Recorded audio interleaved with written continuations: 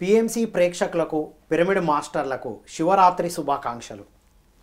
శివరాత్రి అనగానే మనకు ఉపవాసాలు, జాగరణ గుర్తుకొస్తూ ఉంటాయి. మన పిరమిడ్ స్పిరిచువల్ సొసైటీస్ మూమెంట్లో బ్రహ్మర్షి పితామహ పత్రిజీ వారు మనకు అందించిన అద్భుతమైన జ్ఞానం ఏంటంటే 12 పౌర్ణములు అంటే 12 రాత్రులు ప్లస్ శివరాత్రి. మనం ఆ రాత్రులు ధ్యాన సాధన చేస్తే ఆధ్యాత్మికంగా ఎంత ఉన్నతంగా ఎదుగుతామో మనకు సాధన చేపించి మనల్ని ఆ విధంగా తీర్చిదిద్దుకునేటువంటి జ్ఞానాన్ని, శక్తిని మనకిచ్చారు మిత్రులారా. సో శివరాత్రి సందర్భంగా ఈరోజు శివతత్వాలు గురించి తెలుసుకోబోతున్నాం. Senior most pyramid master Ratnakumari madam వారి ద్వారా ఈ శివతత్వాలు అంటే ఏంటో అద్భుతమైన విషయాలు తెలుసుకున్నాం. నమస్కారం మేడం. నమస్కారం. శివరాత్రి శుభాకాంక్షలు మేడం మీకు. థ్యాంక్ యూ అండి. అలాగే మీకు కూడా శివరాత్రి శుభాకాంక్షలు. అలాగే అందరికీ ప్రేక్షకులు ఎవరైతే ఉన్నారో చూస్తున్నారో అందరికీ శివరాత్రి శుభాకాంక్షలు అండి. Very nice madam. So Shivaratri అంటే ఉపవాసం, జాగరణే గుర్తుకొస్తుంది. అవునండి. అసలు శివరాత్రి విశిష్టత ఏమిటి మేడం? శివరాత్రి విశిష్టత చెప్పుకునే ముందు శివుడి గురించి చెప్పుకుందామండి మనం. ఎస్, శివరాత్రి అంటేనే శివుడు రోజు. అవునండి. శివుడు అనగానే ఇక్కడ ఏమంటే ధ్యానము అని అర్థం. శివుడు అంటేనే ధ్యానం. శివుడు అంటేనే ధ్యానం. ఎందుకంటే శివుడు లాగా ధ్యానం చేసిన వాళ్ళే లేరంటారు. శివుడు లాగా ధ్యానం చేసిన వాళ్ళే లేరు అని. ఎందుకంటే మొత్తము మనం ధ్యానము అంటే శివుడు అంటేనే శూన్య స్థితి, శివుడు అంటేనే సత్యం, శివ అంటే ధ్యానం. అంటే అలా ధ్యానం చేసిన వాళ్ళే లేరు అని అంటారు. ఎందుకంటే మనం ఏ ఆలోచన లేకుండా, ఏ సంకల్పము లేకుండా, ఏ భావన లేకుండా మనము ఆ స్థితిలో ఉండడము అంటే శివుడే. శివుడిని మించి ఎవరో లేరు అని అండి. బీయింగ్ స్టేట్, ఏమి చేయకుండా అలా కూర్చోవడం. అక్కడ ఏమంటే మన ఒక ఎరుకు ఉంటుంది అంతే, ఉన్నాము అని ఒక ఎరుకు ఉంటుంది, ఇంకా ఏమి ఉండదు అక్కడ. అలాంటి స్థితిలో ఉంటారు ఆయన అయితే శివుడు అనగానే మనకి ఇంకోటి కూడా బాగా గుర్తొస్తుంది. శివరాత్రి రోజు అదే చేస్తారు అందరూ, ఆకులు ఇవన్నీ కూర్చొచ్చి శివలింగం మీద. శివలింగం మనకి కనబడుతుంది. శివుడికి చేయడం చాలా తక్కువ. శివుడు అంటేనే అందరూ కూడాను శివలింగానికి చేస్తారు. శివుడు విగ్రహం అనేది ఉండదు, శివలింగమే గుర్తుంటుంది మనకి. శివుడు శంకరుడు అంటారా? శంకరుడు అన్నా అన్నీ ఆయనే. ఆ శివలింగానికి మనం అందరూ కూడా పూజలు చేసేది శివలింగానికి చేస్తారు. శివుడు మూర్తిగా మనకి చాలా అరుదుగా కనబడతారు ఆయన. అయితే ఇక్కడ శివలింగము అంటే అసలు ఏంటి అది అనేది అంటే అది ఎలా కనబడుతుందంటే శివలింగం అనేది ఒక జ్యోతిలాగా. నిజానికి అది ఏంటంటే ఒక జ్యోతి మాట. అది ఆ జ్యోతి అనేది ఒక జ్యోతి ప్రజ్వలినట్లు, అంటే అది ప్రమిదలో పెట్టిన ఒక జ్యోతి. అంటే ఇక్కడ అర్థం ఏంటంటే అది మనలోని జ్యోతిని తెలియజేస్తుందండి. మనలో ఆత్మజ్యోతి అంటే అక్కడ దాన్ని బట్టి మనం మనలోని జ్యోతిని వెలిగించుకోవాలి అని, అంతేగాని బయట కాదు. లోపల వెలిగించుకోమని చెప్పడానికే బయట. అవునండి. అలాగే మనం చూడండి, త్రిదళాలు ఉన్న ఆకులు అవి పెడతారు మనకి. దళాలు ఉన్నది పెట్టడం జరుగుతుంది శివుడికి, సమర్పించబడుతుంది. పువ్వులని ఇవన్నీ సమర్పిస్తుంటారు. బెల్లపత్రాలు అదే 3 ఆకులు ఉంటుంది, 3 ఉంటాయి జంటగా. అవునండి. అంటే అది తమో రజో సత్వ గుణాలు అన్నమాట. అంటే అక్కడ నిజానికి ఏమంటే అక్కడ ఆకు కాదు, మనలో ఉన్న గుణాలను సమర్పించాలి అక్కడ అని. ఆకు రూపంలో మనలో ఉన్న త్రిగుణాలను సమర్పించేయాలి. గుణాతీతుడిగా ఉండాలి అంటే గుణాలు అక్కడ ఇవ్వాలి. కాశీ వెళ్ళినప్పుడు కూడా చూడండి, శివుడికి అక్కడ ఏమంటారు, మనకి ఇష్టమైంది ఇవ్వాలి అని చెప్తారా, కానీ మనకి ఏదైతే ఇష్టందో, ఈ కాకరకాయ కూర, వంకాయ కూర, నిజానికి అవన్నీ ఆయనకేం చేయను. మీరు కాకరకాయ తినపోతే శివుడికి ఏమండి, వంకాయ తినపోతే ఆయనకి ఏంటి చెప్పండి. అక్కడ ఏం వదలాలి అంటే మనలో ఉన్న అవగుణాలు ఒక అవగుణం వదిలేస్తే అయిపోతుంది అక్కడ. దాన్ని వదలం కదా మనం, అన్ని కూడా వదలాలి, మనకున్న చెడు గుణాలు ఏవైతే ఉన్నాయో, అవగుణాలంటే అవే చెడు గుణాలు ఏమున్నాయో వాటిని అక్కడ ఏదో ఒక దాన్ని వదిలేసేయాలి మనము. కానీ మనం అక్కడ ఏం చేస్తున్నాం అంటే మనం తినే వాటిల్లో ఏదో చాలా మంది అంటారు స్వీట్లు తినను, స్వీట్లు తినను అని అంటారండి. ఏదైతే వాళ్ళకి ఇష్టం లేదో అది వదిలేస్తారు. ఏ కాకరకాయో సొరకాయో బాగా ఇష్టం లేనివి వదిలేసి వచ్చినావు అంటారు. ఏదో ఒక కాయ వదలనమాట అక్కడ, ఏదో ఒక ఫ్రూట్లో ఏదో ఒకటి అక్కడ వదిలేసి నేను అది ఎప్పుడు అంటుకుని నా జీవితం మొత్తం అంటారు.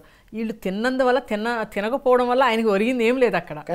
దాని అంతరార్థం కూడా తెలియట్లేదు వాళ్ళకి. ఎందుకు మనం వదులుతాం, దేనికి వదలాలి అక్కడ? అది అక్కడ వదిలితే ఎవరికి వెళ్తుంది అసలు? వదిలి ఇప్పుడు మనం తినలేదు అంటే ఏంటి అక్కడ అర్థము? ఇప్పుడు ఆయనకి ఏమొస్తుంది మనం తింటే, తినకపోతే ఏమి అది అనేది. ఇక్కడ ఏమంటే జ్యోతి అంటేనే జ్ఞానము, జ్ఞాన జ్యోతిని వెలిగించుకోవాలి. అది మన లోపల ఉన్న జ్ఞాన జ్యోతిని వెలిగించుకోవాలి. అది అక్కడ సింబల్ అంటండి.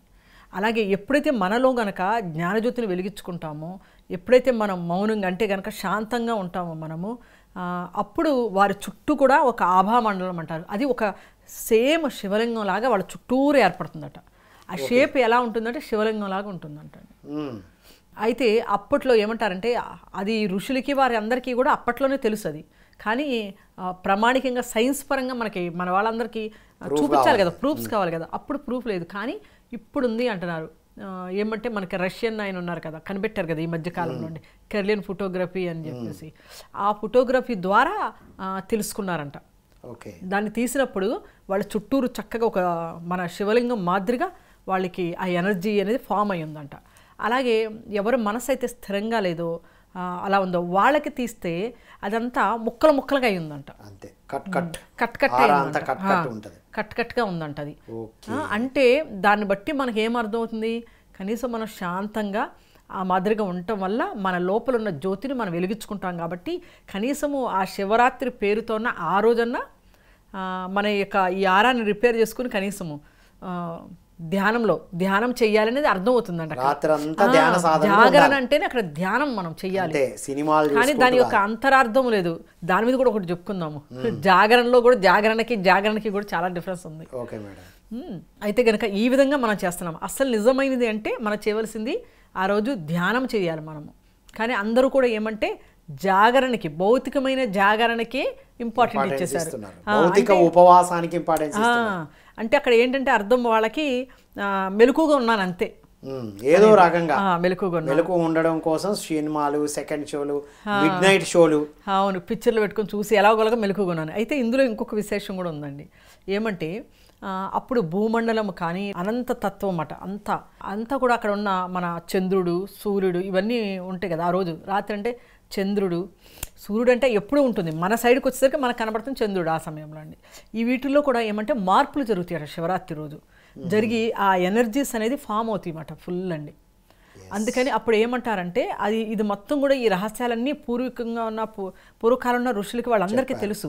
అవన్నీ కూడా వాటి యొక్క అనుకూల స్థితిలు ఆ సమయంలో చేంజ్ అయ్యి ఆ ఎనర్జీస్ ఫామ్ అవుతున్నారు. ఆ రోజుని శివరాత్రి కింద పెట్టారు. శివరాత్రి ఇన్ ద సెన్స్ ఆ రోజు ధ్యానం చేస్తే ఆ శక్తి మనం తీసుకుంటామని. అయితే అప్పుడు మన యొక్క వెన్నుపూస కూడా స్ట్రైట్గా ఉండాలట, బ్యాక్ స్ట్రైట్గా ఉంటే ఎక్కువ తీసుకుంటాం. అవును, ఎందుకంటే అందుకోసమే ఆ రోజు అలాగ జాగరణలో కనీసం వాళ్ళు ఏమంటే ఏదో రకంగా వెన్నుపూసని నిలబెట్టి ఉంచాలి. పడుకున్నప్పుడు వెన్నుముక ఇలా ఉంటది కాబట్టి ఇలా నిల్చోబెట్టడం కోసం ఉండాలి. మనము పడుకుంటే హారిజంటల్లీ ఉంటుంది అది, కాబట్టి జాగరణ అనేది పెట్టారు. అవునండి, నిలబెట్టి ఉంచితే అది రిసీవింగ్ తీసుకుంటాం, తొందరగా రిసీవ్ చేసుకుంటాం అనే ఒక సైంటిఫిక్ వే ఉంది. అయితే ఇప్పుడు మనము సినిమాలు పెట్టుకుని సినిమాలు చూస్తూ ఈ ప్రోగ్రాములు చేస్తూ ఉన్నప్పుడు కూడా మనం రిసీవింగ్ చేసుకునే పొజిషన్ ఉండలేదు మనకి, అది మన ఇన్నర్కి. ఎందుకని మౌనంగా ఉన్నప్పుడు కదా మనం రిసీవ్ చేసుకుంటామండి మన యొక్క థాట్. ఇప్పుడు సినిమా పెడితే అందులో ఉన్న ఆ భావాలకు వీళ్ళు లోన్ అవుతూ ఉంటారు, అంతే కదా, వాడు ఏముంటా వీటికి రికనెక్ట్ లోన్ అయినప్పుడు అవి వేరువేరుగా ఉంటుంది మళ్ళీ ఆలోచనలు అవన్నీ కూడాను. అంటే మెయిన్ ఏంటంటే అది పర్పస్ జాగరణకి అలా పెట్టింది. అంటే వెన్నుముక నిటారుగా పెట్టి కూర్చొని మౌనంలో సాధనలో ఉంటే ఆ శక్తిని తీసుకుంటాము అని అర్థం అనమాట. జాగరణకి చాలా తేడా ఉందని. ఏమంటే ఒక పూర్ణ అనే దాసి, ఆమె పేరు పూర్ణ, దాసి మాట. అయితే ఆమె ఒకరోజు ఏం చేస్తుందంటే రాత్రిపూట తన యొక్క ఈ ఒడ్లు దంచుతూ ఉందంట. ఎందుకు నైట్ పూట అందరూ పడుకునే సమయంలో కూడా పని చేస్తుంది, ఎందుకంటే తన యొక్క ప్రియుడి కోసం ఎదురు చూస్తూ ఒడ్లు దంచుకుంటూ రాత్రి అంతా చేస్తుంది. ఎందుకంటే తన ప్రియుడు ఇంకా రాలేదు అని ఎదురు చూస్తూ చేస్తుందట ఆమె. కానీ అదే సమయంలో అక్కడికి కొంత దూరంలో బుద్ధుడు ఆయన యొక్క శిష్యులు చాలామంది అక్కడ వచ్చి ఉన్నారన్నమాట. వాళ్ళలో కొంతమంది ధ్యానంలో ఉన్నారు, కొంతమంది ఏమో బయటికి వెళుతూ ఉన్నారు, కొంతమంది ఇలాగా అక్కడ కొంచెము అలికిడి అనేది అవుతూ ఉందన్నమాట అక్కడ. అయితే ఈమె చూసి అనుకుంటుంది నేనైతే కనుక తన ప్రియుడి కోసం తను జాగరణ చేస్తుంది. వీళ్ళందరూ ఎందుకు చేస్తున్నారు వీళ్ళందరూ కూడాను పాకండి అంటారు. అంటే వీళ్ళు చెడ్డవాళ్ళు, ఏదో పెద్ద ధ్యానం చేస్తున్నామని అని ఇదని అదని చెప్తూ ఉంటారు. వీళ్ళందరూ కూడాను వీళ్ళు ఎందుకు మెలకుగా ఉండి ఇవన్నీ వీళ్ళు చేస్తున్నది ఇలాంటిది అది ఇదని తన మనసులో అనుకుంటుంది. వీళ్ళందరూ అసలుకి మంచివాళ్ళు కాదు, రేపు కనుక ఏమన్నా వస్తే కూడా వీళ్ళకి ఏం పెట్టకూడదు అని ఆమె అనుకుంటుంది. భిక్షకు వస్తే కూడా వాళ్ళని మంచివాళ్ళు కాదు అని ఆమె భావన ఏర్పరచుకుంది. ఎందుకంటే రాత్రిపూట జాగ్రత్తగా ఉన్నారు కాబట్టి మెలకుగా ఉన్నారని. అలా అయిన తర్వాత ఏమవుతుందంటే మరుసటి రోజు ఆ రాత్రంతా తను ఎదురు చూస్తూ ఉంటుంది. ఇంకా తెల్లారుతుంది. తెల్లారిన తర్వాత భిక్షాటనకు వస్తారు. అప్పుడు బుద్ధుడు ఆమె ఇంటి ముందుకు వచ్చి భిక్ష అడుగుతారు. అడగగానే ఏమవుతుందంటే తను వస్తుంది, ఏమని లేదు అని చెప్పాలని వస్తుంది అన్నమాట. వచ్చి గుమ్మలో రాగానే బుద్ధుడిని అది చూసేసరికి తను ఏం చేస్తుందంటే ఇంకా లేదు అనలేకపోతుంది. అనలేక మనకు తెలుస్తుంది కదా వాళ్ళ యొక్క ఆరా ప్రభావం ఉంటుంది కదా. అప్పుడు లోపలికి వెళ్ళి తీసుకొచ్చి వేస్తుంది భిక్ష అండి. వేసినప్పుడు ఆయన ఏమంటారంటే, పూర్ణ నువ్వు ఆలోచనలు ఎందుకు నువ్వు అలా ఆలోచిస్తున్నావు అడుగుతారు ఆయన. బుద్ధుడు ఫస్ట్ అడిగినప్పుడు ఆమె చెప్పదన్నమాట. చెప్పకపోతే ఆయనే అంటారు ఏమనంటే, నువ్వెందుకు అలాంటి ఆలోచనలు చేస్తున్నావు, ఏమంటే వీళ్ళందరూ కూడాను మంచివాళ్ళు కాదు ఇలాంటి వాళ్ళని ఆయన అంటారన్నమాట. ఏమనంటే తనకు తెలిసింది ఏది, జాగరణ అంటే కనుక తను ఎవరో ఒకరి కోసమో మెలకుగా ఉండి ప్రాపంచంగా తను ఏదైతే ఆలోచించో తన పరిధిలో తనకి ఏది తెలుసో దాన్నే ఆమె అక్కడ ఆలోచిస్తుంది. వారందరూ కూడా దేనికి అంటే అదే అంటారు ఆయన, నువ్వు ఆలోచనలతో జాగరణ చేశావు, ఎదురు చూస్తూ ఇలాగా ఇంకా రాలేదు అనుకుంటూ పని చేసుకుంటూ అలాగుంది ఆమె. ఆమె ఏమనుకుంటుంది, అందరూ అలాగే ఉంటారనుకుంటుంది, జాగరణ అంటే అదే అనుకుంటుంది. కానీ ఇక్కడ బౌద్ధ భిక్షువులు జాగరణ ఏంటి అంటే ఇక్కడ వాళ్ళకి ఏ ఆలోచనలు లేదు, ఇంకా వాళ్ళకి ఆలోచన రహిత స్థితిలో ఉండి వాళ్ళు చేశారు జాగరణ. ఆయన అంటాడనమాట, జాగరణకి తేడా ఉంటుంది అని. జాగరూకత అని కూడా అంటారు. జాగరూకత అంటే అదే మొత్తం మెలకువతో ఏమీ లేకుండా అలా ఉండడం అంటే దాన్నే మనకి జాగరణ అని అంటారు. జాగరణకి రెండు ఒకటే, మళ్ళీ రాసేది ఒకటే కదా. అవునండి. జాగరణ అని ఎందుకంటారంటే మెలకుగా ఉండడాన్ని, అంటే నిద్రపోకుండా ఉండడాన్ని జాగరణ అంటారు. అంటే నిద్రకి ఉపక్రమించకుండా. ఇక్కడ బౌద్ధ భిక్షువులు ధ్యానంలో ఉన్నారు. వాళ్ళు ధ్యానంలో ఎలాంటి స్థితిలో ఉన్నారు, వాళ్ళు ఎరుక స్థితిలోనే ఉన్నారు. వాళ్ళు ధ్యానంలో కూర్చొని ఎరుక స్థితిలో ఉండడం జాగరణ అండి. కానీ ఇక్కడ వీళ్ళు ఈమె ఏం చేసింది, ఆలోచిస్తూ ఆయన అది చెప్తారన్నమాట. ఏమనంటే జాగరణకి తేడా ఉంది. నువ్వు నీ ప్రియుడి కోసమో జాగరణ చేసావు, కానీ ఇక్కడున్న నా శిష్యులు వీళ్ళంతా కూడాను, ఈ బౌద్ధ భిక్షులు వీళ్ళందరూ కూడాను ఈ ఆలోచన రహిత స్థితిలో ఉన్నారన్నమాట. వాళ్ళు ఏ ఆలోచన లేకుండా ఒక తన్మయత్వం ఉన్న ఆ స్థితిలో ఉన్నారు వాళ్ళు. దానికి దీనికి చాలా తేడా ఉంది. అది ఆయన చెప్పడం జరుగుతుంది అక్కడ. అది జాగరణ అంటే దీన్ని బట్టి మనకేమంటే ఇప్పుడు మనం అందరం కూడా అర్థం చేసుకోవాలి. ఇప్పుడు మనం అందరం కూడా చేస్తున్నాం కదా, రాత్రంతా ఏదో ఒక ఆలోచనలతో సినిమాలు చూస్తున్నో మాట్లాడుకుంటున్నో గడపడం కాదు. మనసుని శూన్యం చేసుకొని కూర్చోవాలి. నథింగ్ బట్ ధ్యానమే. పత్రిజీ రాత్రంతా ధ్యానం చేపిస్తారు మేడం. ఎర్లీ మార్నింగ్ 2-3 వరకు చేపిస్తారు. శివరాత్రి రోజు, శివరాత్రి ఎన్నో రాత్రులు పత్రి సార్ ఆధ్వర్యంలో కడతాల్ కైలాసపురిలోనే. అవును, నేను కూడా వెళ్ళానండి. అది ఏమి రాళ్ళు రప్పలు ఉన్నప్పటి నుంచి కూడా 2007 నుండి కంటిన్యూస్ గా చేపిస్తున్నాం. అంటే మనకి బుద్ధుడి యొక్క ఈ కథ నుంచి మనకి ఏం తెలుస్తుందంటే, జాగరణ అంటే అర్థం చేసుకోవాలి ఇక్కడ. అది మనం ఇంకొకటి ఏంటంటే మనకి ఏమి తెలుసో ప్రపంచంగా మనకి ఏముందో ఆ యాంగిల్లోనే ఆలోచిస్తాం. రెండో యాంగిల్ ఉండదు మనకి. అది అర్థం అవుతుంది ఇక్కడ. ఎందుకని తనకు తెలిసింది తన పరిధిలో ఏంటంటే జాగరణ అంటే అదే. ఇప్పుడు జనాలు కూడా ఏమంటే జాగరణ అంటే వాళ్ళకి తెలిసిన పరిధిలో వాళ్ళు చేస్తున్నారు. అందరు ఏం చెప్పారో పెద్దవాళ్ళ నుంచి ఏమొచ్చిందో అదే చేస్తున్నారు. ఉపవాసం అంటే మనసును ఉపవాసంలో పెట్టడం. అవునండి. ఉపవాసం అంటే దేవుడికి దగ్గరగా ఉండడం. అది ఎప్పుడు ఉంటాం, ధ్యానంలోనే ఉంటాం. అవును. ఆహారం అంటే ఒకటి అల్పాహారం తీసుకోవచ్చు. ఎందుకంటే ఆహారం ఎక్కువ తినడం వల్ల, అది మీరు అన్నం తినకుండా వేరే తిన్నా కూడా ఎక్కువ తినడం వల్ల నిద్ర వస్తుంది.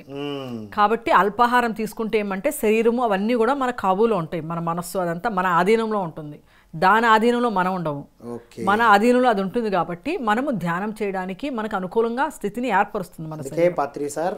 ఆహారాన్ని నిద్రను తగ్గించుకోమన్నారు. ఆహారం ఎంత తగ్గితే బాడీ అంత లైట్గా ఉంటుంది, అంత సాధన ఎక్కువ చేయగలుగుతాం, ఎనర్జీ ఎక్కువ తీసుకుంటాం. అవునండి, మధ్య మార్గంలో ఉండాలి. అందుకే మేడం, అందుకే నైట్ అల్పాహారాలు పెట్టేసి ధ్యాన సాధన చేపిస్తాం. Wonderful madam. ఇక శివతత్వాలు అంటారు కదా మేడం, ఏంటి శివతత్వాలు? శివతత్వాలు అంటే కనుక ఆయన ఒక్కొక్కటి ఆయన చెప్పినవి వస్తాయి మనకండి. ఎలా అంటే శివతత్వంలో ఒకటి చెప్పుకోవాలంటే శివతాండవం అని వస్తుంది మనకి.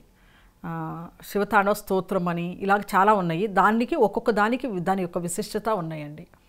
అలాగే ఇంకా చెప్పాలంటే మనకి దక్షిణామూర్తి అంటాము. ఆయన తత్వాల్లో అనేక రకమైన ఎలా అంటే మనము కాలం కింద కూడా వీరభద్రుడు అని, అలాగే కాలంతో కూడా మనం శివుడినే పోలుస్తాము. ఆయన ఒక్కొక్క తత్వం. కాలభైరవుడు.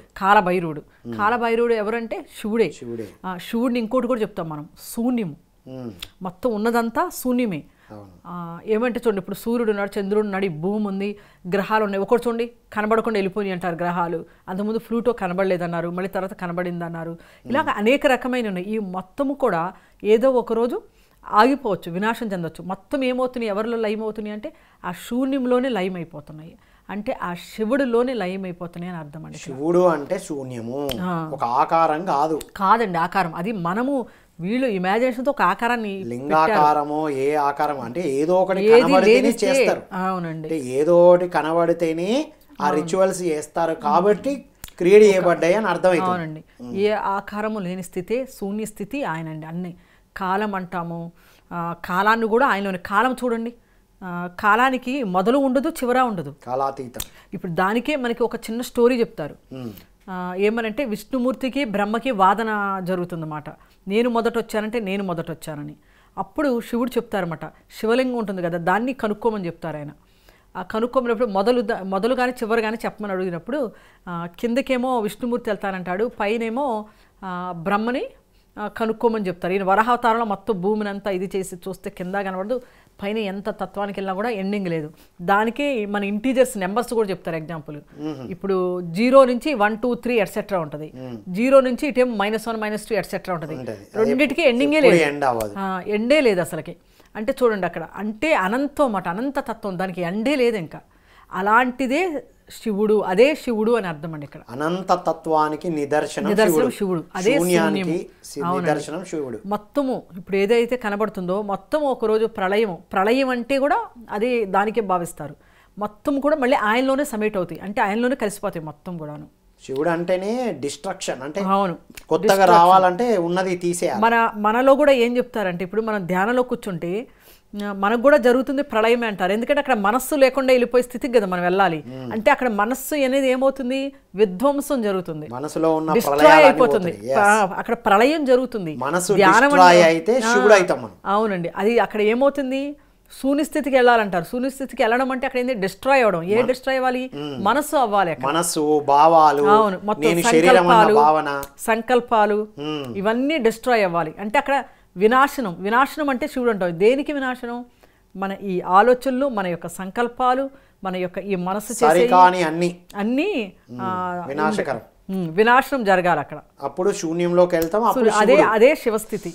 అందుకే శివోహం, మనం కూడా శివులమే అంటే ధ్యాన సాధన చేస్తాం. శరీరం వదిలినోడు కూడా శివత్వం పొందారంటారండి, శివైక్యం అయ్యారు. శివైక్యం అంటారు. శివైక్యం అంటే శివుడు ఐక్యం అయ్యాడు అని. అంటే మొత్తం మీద ఉన్న ఏ బాడీ ఎక్కడి నుంచి వచ్చిందో అందులోకి వెళ్ళిపోయింది అన్నట్లు చెప్తారు.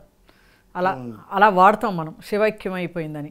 అలాగే శివుడు కూడా దక్షిణామూర్తిగా ఉన్నప్పుడు, తొలత కొన్ని వేల సంవత్సరాల క్రితము ఆయన దక్షిణామూర్తిగా ఉన్నప్పుడు జ్ఞానాన్ని బోధించారు. ఎవరికి, సప్త ఋషులకి. ఆయన దక్షిణామూర్తిగా ఉండి ఆయన హిమాలయ సైడు ధ్యానంలో ఉన్నప్పుడు దక్షిణముఖంగా ఉన్నారట, అందుకనే దక్షిణామూర్తి అంటారు ఆయన. ఉండి ధ్యానంలో ఉన్నప్పుడు అనేక మంది వచ్చారట, అప్పుడున్న జనాలు అందరూ వచ్చి కూర్చున్నారట. కానీ ఆ ధ్యానంలోంచి ఆయన లేగలేదు. లేగకుండా ఉన్నప్పుడు ఏమవుతుందంటే, ఇక వచ్చిన వాళ్ళంతా ఇక ఆయన కళ్ళు తెరుస్తారని చూసి విసుకొచ్చి నెలలు అలా గడిచిపోయేసరికి ఇక వాళ్ళందరూ వెళ్ళిపోయారు. చివరికి 7 మిగిలారు, వాళ్ళే సప్త ఋషులు. ఆ తర్వాత కొన్ని నెలలు సంవత్సరాలకు ఆయన కళ్ళు ఓపెన్ చేసినప్పుడు అప్పుడు వాళ్ళకి జ్ఞానాన్ని బోధించడం జరుగుతుంది. వాళ్ళందరూ కూడా ఒక్కొక్క ప్రాంతాన్ని ఎన్నుకుని ఒక్కొక్క సైడ్కి వచ్చి వాళ్ళు అందరికీ ప్రజల్లోకి వెళ్ళి జ్ఞానాన్ని ఇవ్వడం జరిగిందండి. అందుకే మనకి ఇప్పుడు కూడా ఏం జరుగుతుందంటే, కొంతమంది కొన్ని పదాలు వాడుతుంటారు. ఇది నాకు కర్మలేరా, ఇలా జరిగింది, నేను వాళ్ళు చేశాను కాబట్టి ఇది నాకు జరిగింది. ఇవన్నీ చాలా ఆధ్యాత్మిక సంబంధమైన, అసలు వాళ్ళు చదువు లేదు, ఏమీ లేదు. వాళ్ళు ఎంత పక్క విలేజ్లో ఉన్నారు, వాళ్ళకి ఏం అధ్యాత్మిక సంబంధించి తెలియదు, వాళ్ళు లేసిన కదా వాళ్ళు పనులు చేసుకుంటారు, కానీ పదాలు వాడతారు.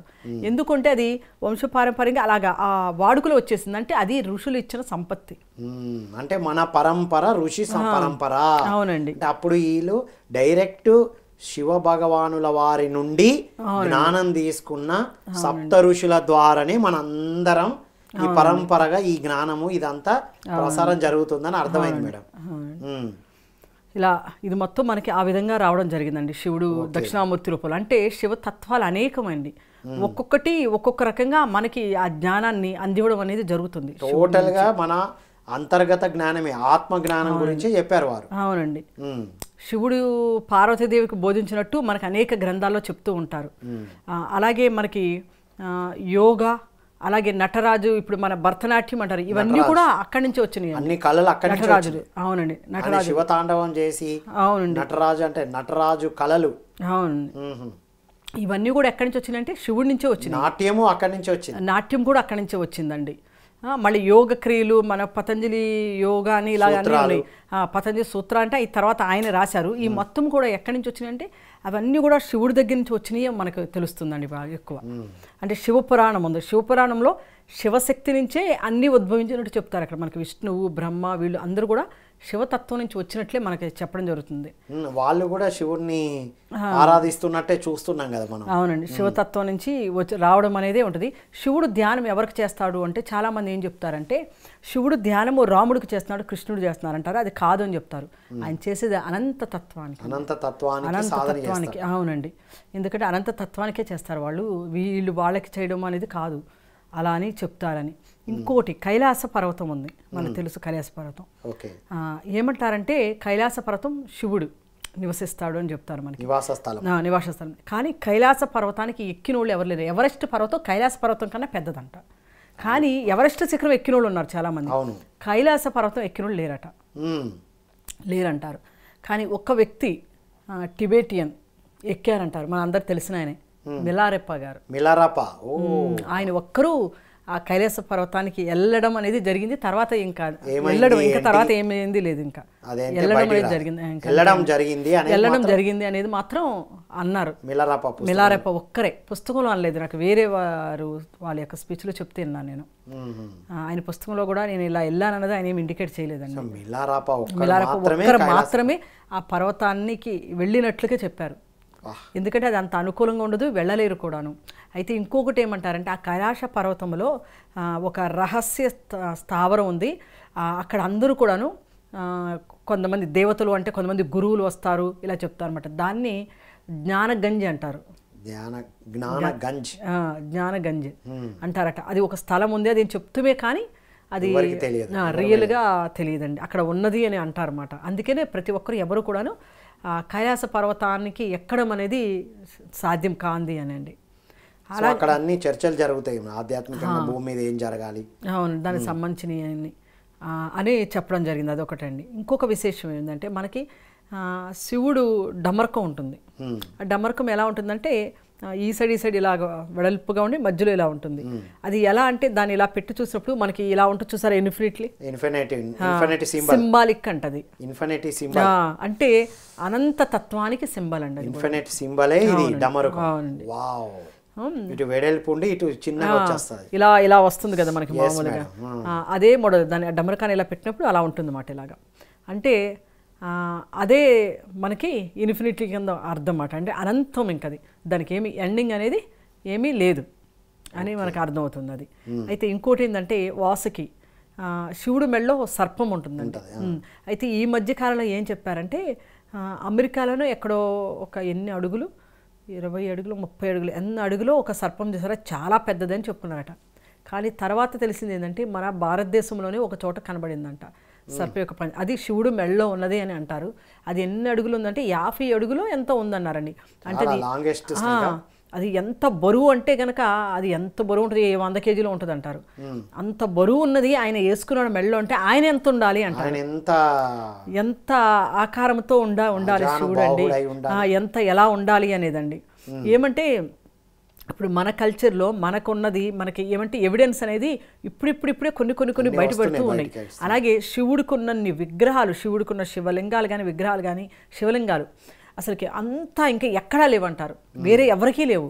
మొత్తం ఎక్కడైనా చూడండి శివలింగం దొరికిందంటారు. ఇప్పుడు మనకు మక్కా మసీద్ అంటాం, అక్కడ కూడా బ్యాక్ ఒక శివలింగం ఉన్నది, ఒక రాయి ఉంది. అది ఎలా అంటే శివలింగము ఆకారంలో ఉంది, కానీ వీళ్ళు దాన్ని క్లోజ్ చేసేసి ఈ మక్కా మసీద్ అనేది ఉంది, కనబడకుండా ఉంది, అది చేశారంటారు. అలాగే మనకి తాజ్మహల్ అందరికీ తెలుసు, కానీ దాని కింద కూడా శివుడిదే ఉంది గుడి, శివుడి యొక్క గుడే ఉందంట. దానిపైన వీళ్ళు తాజ్మహల్ కట్టేశారు, దాన్ని క్లోజ్ చేసేసి.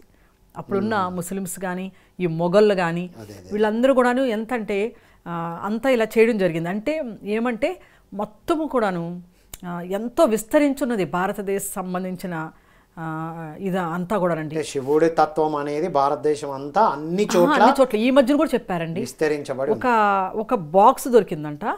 ఆ బాక్స్ ఎన్ని సంవత్సరాలు అంటే 26,000 సంవత్సరాల క్రితం దట్టది. అది దాని లోపల శివుడిది ఉందంట, కానీ అది కనబడకుండా పోయిందన్నారు. అంటే ఎన్నో మనకు జరుగుతున్నాయి, ఇప్పుడు బయటకు వస్తున్నాయి మేడం. సో మనకు ఎన్నో విషయాలు ఉన్నాయి శివరాత్రి గురించి చెప్పుకోవాలంటే. శివుడి తత్వం అంతమయ్యేది కాదు, అనంతం. వారి గురించి మాట్లాడితే అనంతమే మేడం. సో చివరగా ఈ రోజు సాధకులు ఏ సాధనలు చేయాలో చెప్పేయండి, మీ మెసేజ్ ఇవ్వండి మేడం.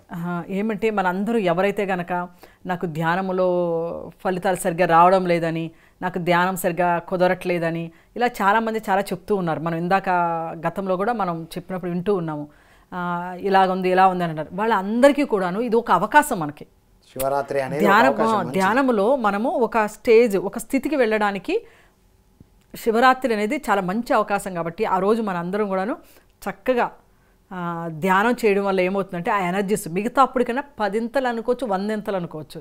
ఎలా అయితే మనము అనంతం అన్నామో అలాగే ఇది కూడా ఇన్ఫినిట్లీ మాట. అంతా ఎనర్జీస్ అన్నీ మన తీసుకోగలుగుతాం. అలా తీసుకున్నప్పుడు ఏమవుతుందంటే ఆ ఒక్కరోజే అని కాదు, అది తీసుకోవడం వల్ల తర్వాత మనము ఇప్పుడు ఏదైనా ఒక పైప్ చూడండి, ఏదైనా మధ్యలో అడ్డుపడుతుంది, దాని కనుక నీరు ఫోర్స్గా పెట్టామంటే అది క్లియర్ అయిపోతుంది. అది క్లియర్ అయిపోగానే తర్వాత వెళ్ళడం అనేది ఈజీగా ఉంటుంది. ఆ రోజు ప్రారంభిస్తే ఇంకా ఈజీగా ఉంటుంది, ముందుకు వెళ్తాం. అలాగే ఇప్పుడు మనలో ఉన్న మలిలారు ఇవన్నీ పోవాలి అంటే ఈరోజు మనం గట్టిగా పట్టుకుంటే అప్పుడు మనలో ఉన్న బ్లాక్స్ అవన్నీ క్లియర్ అయిపోయి నెక్స్ట్ మనం ధ్యానం చేసుకోవడానికి ఇంకా ఈజీగా ఉంటుంది మనకు ప్రాసెస్. చివరగా మీ మెసేజ్ మేడం. ఏమంటే నేను ఒక చిన్నది కూడా చెప్దాం అనుకున్నాను ఏకనాథుడు గురించి.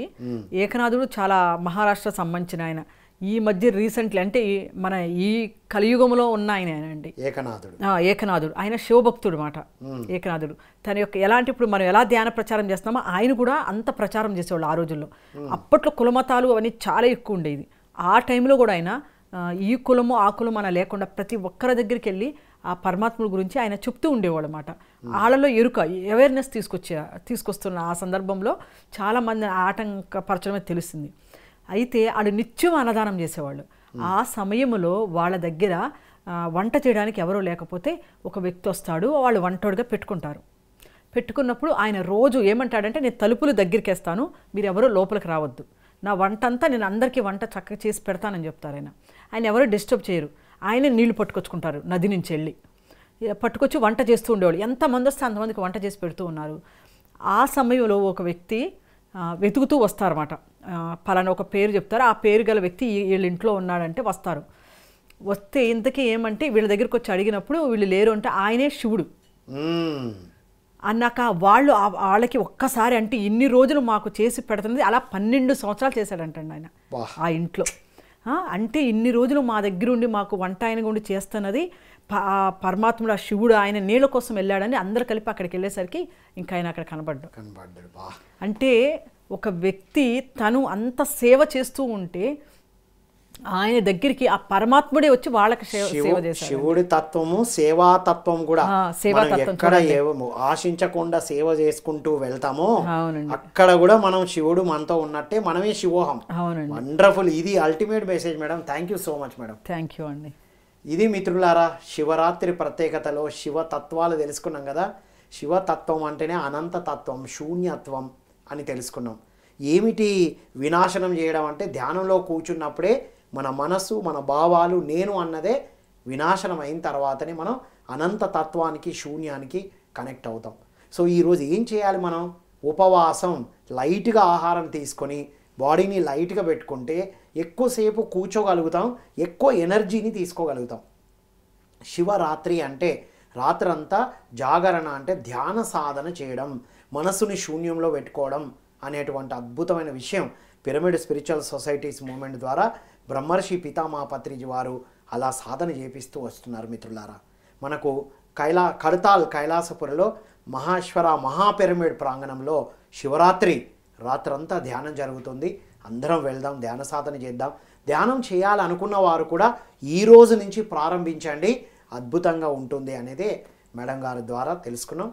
ఇది ఈనాటి ప్రత్యేక కార్యక్రమం. మరో కార్యక్రమం మళ్ళీ కలుద్దాం. అందరికీ శివరాత్రి శుభాకాంక్షలు. మరో కార్యక్రమం మళ్ళీ కలుద్దాం. అంతవరకు సెలవు. Thank you all.